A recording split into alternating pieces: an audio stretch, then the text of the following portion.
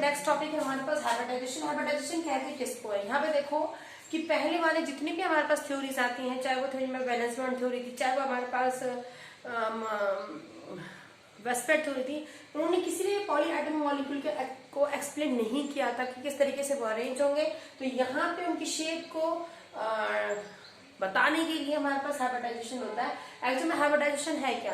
Eight orbital combine to form a new set of equivalent orbital, उसको हम लोग क्या कहते हैं? हाइब्रिड कहते हैं। हाइब्रिड माने होता है कि जब आपके ऑर्बिटल, दो ऑर्बिटल आपस में कंबाइन होके एक नया स्ट्रक्चर देते हैं जिसकी एनर्जी इक्विवेलेंट होती है, बराबर होती है उन दो ऑर्बिटल के, तो उसको हम लोग क्या बोलते हैं? हाइब्रिडाइजेशन बोलते हैं। उस फिनोमेना को हाइब्रिडाइजेशन बोलते हैं। उस ऑर्बिट को हाइब्रिड बोला जाता है। यानी एनर्जी में कोई चेंजेस नहीं आएंगे। अगर दो ऑर्बिटल को आपस में मिलाते हो तो उनकी एनर्जीज में कोई चेंजेस नहीं आने चाहिए, उसी को हाइब्रिडाइजेशन बोला जाएगा। या मैं इन सिंपल वे में आपको समझाऊं तो ये आप इलेक्ट्रॉन को जंप करवाते हो उसमें, तो इलेक्ट्रॉन तभी जंप होंगे जब आपके पास क्या होगा? एनर्जी का गैप क्या होगा? बहुत कम होगा। तो यहाँ पे यह एनर्जी का गैप ना के बराबर हो, तो इसलिए हम लोग क्या कहते हैं? इसको इक्विवेलेंट एनर्जी निकल के आती है जब हम कोई नया हाइब्रिड ऑर्बिटल बनाते हैं। तो आप सिंपल अगर एक लैंग्वेज में बोले, वन वर्ड में कहा जाए तो आप कहेंगे इंटरमिक्सिंग ऑफ ऑर्बिटल। ऑर्बिटल की इंटरमिक्सिंग को हाइब्रिडाइजेशन बोला जाता है और वो रिकॉग्नाइज करता है उसकी शेप को। ओके, देखो यहाँ पे हमारे पास है टाइप ऑफ हाइब्रिडाइजेशन कितने तरीके के होते हैं। वैसे तो हाइब्रिडाइजेशन माने होता है जैसे जैसे ऑर्बिटल इन्वॉल्व होते रहेंगे वैसे वैसे हाइब्रिडाइजेशन की टाइप बनती जाएगी। लेकिन फिलहाल जो हमारे पास कोर्स में है वो है एसपी हाइब्रिडाइजेशन। एसपी हाइब्रिडाइजेशन को समझने के लिए अगर मैं आपको एसपी से समझाऊं तो आपको ये समझ में आ रहा होगा कि एक ऑर्बिटल एस का होगा और एक ऑर्बिटल पी का होगा। ठीक है, तो अगर इसका स्ट्रक्चर बनेगा तो ये एस का ऑर्बिटल हो जाएगा और ये आपके पास पी का ऑर्बिटल हो जाएगा। इस तरीके से आपकी ओवरलैपिंग होगी। ठीक है, लेकिन अब समझ लेते हैं अगर हमको आपको एटम की फॉर्म में समझाया जाए या कंपाउंड की फॉर्म में समझाया जाए तो कैसे समझेंगे। Let's take an example, BeCl2 हम जानते हैं बेरिलियम क्या है? क्लोराइड है। अगर मैं इसका स्ट्रक्चर या आपको स्ट्रक्चर बना के बताऊं तो कैसा बनेगा? सबसे पहले करना क्या है आपने, इसमें it's very important for your exam. देखो यहाँ पे बेरिलियम दिया गया। बेरिलियम का सबसे पहले आपने एटॉमिक नंबर पता होना चाहिए और उसके हिसाब पे एबो प्रिंसिपल के हिसाब से इसको आपने अरेंज करना है। जैसे मैंने किया 1s2 2s2। ठीक है, ओके, जब हम इसे 1s2 2s2 में अरेंज कर देंगे उसके बाद आपने क्या करना है? इसको 1s2 2s2 में अरेंज करने के बाद आपने इसका ऑर्बिटल बनाना है। और ऑर्बिटल याद रखेंगे, हाइब्रिडाइजेशन हमेशा लास्ट के वैलेंस इलेक्ट्रॉन के साथ होता है। तो जो हम क्या करते हैं? स्ट्रक्चर बनाते हैं। तो हम इसका नेम ये बना रहे हैं, 2s2 का स्ट्रक्चर बनाएंगे। और आप जानते हो कि बेरिलियम के पास इसके बाद का जो होता है ना, जैसे 2s2 के बाद क्या आता है? 3p आएगा। तो 3p आपके इसके पास एक ब्लैंक ऑर्बिटल होता है। ठीक है, ये हम लोगों ने पढ़ा था क्लास 10 में कि अवेलेबिलिटी ऑफ, जब हमने पढ़ा था कि availability of D orbital, availability of P orbital, nitrogen oxygen के केसेस में पढ़ा था। तो वही चीज यहाँ पे समझाई जा रही है कि यहाँ पे इनके पास जंप कराने के लिए या आगे की तरफ के जो होते हैं वो ऑर्बिटल इनके पास अवेलेबल होते हैं। तो अब बेरिलियम क्या करेगा? ये इसकी ग्राउंड स्टेट थी। ठीक है, ये हमने 2s2 का ग्राउंड स्टेट बनाया है। इसके बाद जो डब्बे खाली है ये पी के खाली है, इसको px बोला जाता है, py होता है, ये pz होता है।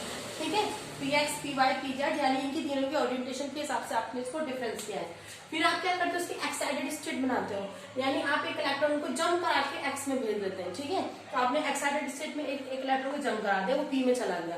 अब आपके पास आते हैं क्लोरीन। अब क्लोरीन के लिए आपके पास दो वैकेंट क्या है? इलेक्ट्रॉन है जिनके साथ इंटरमिक्सिंग कर सकते हैं। तो यहाँ पे ये देखो इंटरमिक्सिंग हो रही है और ये बन रहा है आपका sp hybridisation. Same like that हमारे पास sp2b, इसका जो स्ट्रक्चर बनेगा वो लीनियर बनेगा। ओके, यहाँ पे sp2 हाइब्रिडाइजेशन को अगर मैं कंसीडर करती हूँ तो मैंने एग्जांपल ले रखा है बोरोन क्लोराइड का। तो यहाँ पे देखो बोरोन का 1s2 2s2 2p1 electronic configuration, और मैं लास्ट के वही दो उठाती हूँ। तो ये देखो यहाँ हमारा 2s2 है हमारे पास, ये है 2px py और pz बेटा। ठीक है, अब ये इलेक्ट्रॉन ग्राउंड स्टेट में, फिर एक्साइटेड स्टेट में एक इलेक्ट्रॉन जंप करके देखो आगे की तरफ चले गया। अब मेरे पास 3 वैकेंट हो चुके हैं। तो अभी क्लोरीन के जो 3 एटम है उन तीनों एटम को, क्लोरीन के 3 एटम को वहां में अरेंज कर दूंगी। तो ये हो जाएगी sp2 हाइब्रिडाइजेशन। इसमें आपके एक s का ऑर्बिटल इन्वॉल्व हो रखा है और 2 p के ऑर्बिटल इसमें इन्वॉल्व हो रखे हैं। ऐसे में sp3 का देखते हैं तो यहाँ पे हम लोग लेंगे कार्बन का atomic number 6, 1s2 2s2 2p6, ये इसकी ग्राउंड स्टेट बनाएंगे। तो ग्राउंड स्टेट अगेन मैंने इनकी बनाई है क्योंकि ये आगे वाले पार्टिसिपेट नहीं करते हैं रिएक्शन में। तो हम इसको लेते हैं, इसको छोड़ देते हैं, इन दोनों को ले लेते हैं। तो ये हमारे पास 2s का हो गया, ये px y and z same जैसे मैंने पहले बताया था। ठीक है, और इसके बाद फिर हम इसको जंप कराती हूँ तो जंप करके ये यहाँ चला जाएगा, थर्ड पोजीशन को ले लेगा। और फिर अब लास्ट में वो 4 हाइड्रोजन के भरने, तो ये मैंने हाइड्रोजन के 4 इसमें भर दिए और हाइब्रिडाइजेशन कौन सी निकल के आती है, sp3 निकल के आती है। अगर मैं PCl5 के लिए पूछूंगी बेटा PCl5 पे कौन सी हाइब्रिडाइजेशन है, उसको एक्सप्लेन करो और शो करो, तो आपको ऐसे शो करना पड़ेगा। सबसे पहले आप फॉस्फोरस का एटॉमिक नंबर 15 और उस 15 को आप जो है इस तरीके से इलेक्ट्रॉनिक कॉन्फ़िगरेशन बनाते हैं, तो हमारे पास लास्ट में निकल के आता है 3s2 और 3p3। लेकिन इसके बावजूद भी इसके पास d ऑर्बिटल अवेलेबल है, तो ये s का है, ये p का है और ये d का ऑर्बिटल है। d में 5 डिब्बे होते हैं, ठीक है, p में 3 डिब्बे होते हैं और s में 1 की ऑर्बिटल होता है और आपके f में 7 ऑर्बिटल होते हैं। अब यहाँ पे क्या होता है, देखो ये इलेक्ट्रॉन जंप करके यहाँ चला जाता है, ठीक है, ये इलेक्ट्रॉन जंप करके यहाँ आ गया। अब आपने उसकी क्या करके उसे हाइब्रिडाइजेशन करके दिखा रहा है, तो हाइब्रिडाइजेशन में आपने मैंने ब्लू पेन से आपको दिखाया हुआ है कि ब्लू पेन से आपने यहाँ पे क्या करके हाइब्रिडाइजेशन करना है। तो एक s का इन्वॉल्व है, 3 p के इन्वॉल्व है, ऐसे d का भी आपके पास 1 इन्वॉल्व है, तो इसको कहा जाता है sp3d हाइब्रिडाइजेशन। तो आई थिंक आपको हाइब्रिडाइजेशन समझ में आ गया होगा कि इंटरमिक्सिंग ऑफ ऑर्बिटल को हम लोग हाइब्रिडाइजेशन बोलते हैं। इसके लिए आपकी एनर्जी का जो गैप है वो कम से कम होना चाहिए, मिनिमम होना चाहिए, ताकि हमारा इलेक्ट्रॉन आसानी से जम करके आगे वाले ऑर्बिटल में जा सके। इसी को हम लोग क्या बोलते हैं, हाइब्रिडाइजेशन बोलते हैं, कि किस तरीके से हमारा एक इलेक्ट्रॉन दूसरे इलेक्ट्रॉन के साथ या एक एटम दूसरे एटम के साथ क्या होता है, मिक्स होता है। ठीक है, आगे हम ले रहे हैं इसमें हाइड्रोजन बॉन्डिंग किसको कहते हैं। तो हाइड्रोजन बॉन्डिंग वाला चैप्टर लेके मैं चैप्टर को कंप्लीट कर देंगे यहाँ पर, ठीक है। आप ले लेते हैं हाइड्रोजन बॉन्डिंग, पहले भी आप पढ़ चुके हो हाइड्रोजन बॉन्डिंग किसको कहते हैं, तो इन शॉर्ट में मैं आपको समझा देती हूँ हाइड्रोजन बॉन्डिंग कहते हैं किसको है। यहाँ पर हम लोग ले रहे हैं हाइड्रोजन बॉन्डिंग के बारे में। हाइड्रोजन बॉन्डिंग हम बहुत बार पढ़ चुके हैं, यहाँ पे सिर्फ मैं रिपीट कर रही हूँ हाइड्रोजन बॉन्डिंग, या फिर इन शॉर्ट में आपको समझा रहा हूँ कि हाइड्रोजन बॉन्डिंग करता है जब फ्लोरीन के साथ, जब ऑक्सीजन के साथ, जब नाइट्रोजन के साथ, अपने से ज्यादा इलेक्ट्रोनेगेटिव के साथ जब वो बॉन्डिंग करता है, तो उस बॉन्डिंग को हम लोग क्या कहते हैं, हाइड्रोजन बॉन्डिंग कहते हैं। ठीक है, तो जैसे H और F के बीच में अगर हम देखें तो ये देखो आगे जाके डॉटेड लाइन से मैं शो कर रही हूँ, ये हमारे पास F, ठीक है। तो जब इसकी जो बॉन्ड, ये बॉन्डिंग है यहाँ पे, ये कौन सी बॉन्डिंग है, हाइड्रोजन बॉन्डिंग है। HF में हो गई बेटा आपकी HF में हो गई है, H2O में हो गई, NH3 में हो गई, ऐसे बहुत सारे एग्जाम्पल है हमारे पास हाइड्रोजन बॉन्डिंग के। ठीक है, तो आप बेसिकली याद रखेंगे हाइड्रोजन बॉन्डिंग जब FON इन तीनों के साथ ही आपको H रिएक्शन में दिखाई देगा, तभी जाके वो हाइड्रोजन बॉन्डिंग कहलाएगा। अच्छा, अगर मैं कहूँ एग्जाम्पल HCl का, तो H को देख के आपने कुछ भी कंसिडर नहीं करना है, Cl है, ये में हाइड्रोजन बॉन्डिंग नहीं पाई जाएगी। ठीक है, तो आपने मैं फिर कह रही थी अगर आप F और N को देखते तभी आप कहेंगे हाइड्रोजन बॉन्डिंग है। ठीक है, इसके अलावा हाइड्रोजन बॉन्डिंग को 2 पार्ट में और डिवाइड कर दिया गया है। अब याद रखना हाइड्रोजन बॉन्डिंग काफी स्ट्रॉन्ग बॉन्डिंग मानी जाती है।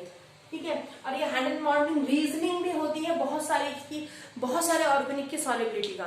ठीक है, जैसे हमारा अल्कोहल है, अल्कोहल डिजोल्व ही इसलिए होता है क्योंकि उसमें हाइड्रोजन बॉन्डिंग पाई जाती है, उसका मेल्टिंग बॉइलिंग पॉइंट हाई होता है क्योंकि उसमें हाइड्रोजन बॉन्डिंग पाई जाती है। ठीक है, इसमें आपको 2 तरीके से बताया गया है type of hydrogen bonding. Hydrogen bonding के टाइप्स बताए गए कि कितने तरीके की हमारे पास हाइड्रोजन बॉन्डिंग होती है। तो बेसिकली हमारे पास जो हाइड्रोजन बॉन्डिंग है वो 2 टाइप्स की होती है, एक होती है हमारे पास इंट्रा और एक होता है इंटर।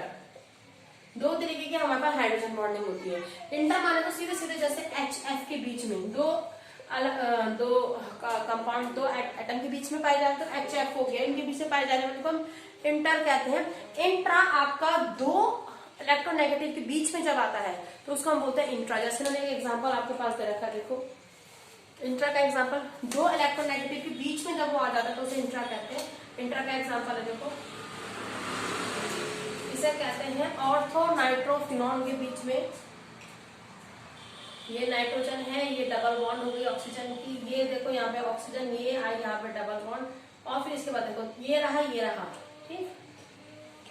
तो हमारे पास स्ट्रक्चर देखो, यहाँ पे आपको हाइड्रोजन बॉन्डिंग जो नजर आ रही है, हाइड्रोजन बॉन्डिंग क्या है आपके पास, इंट्रा हाइड्रोजन बॉन्डिंग है।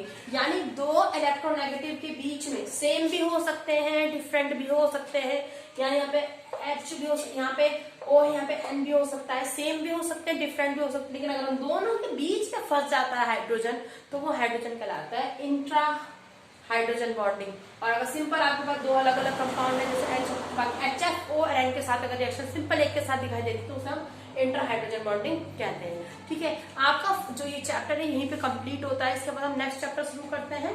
नेक्स्ट चैप्टर है आपके पास स्टेट ऑफ मैटर।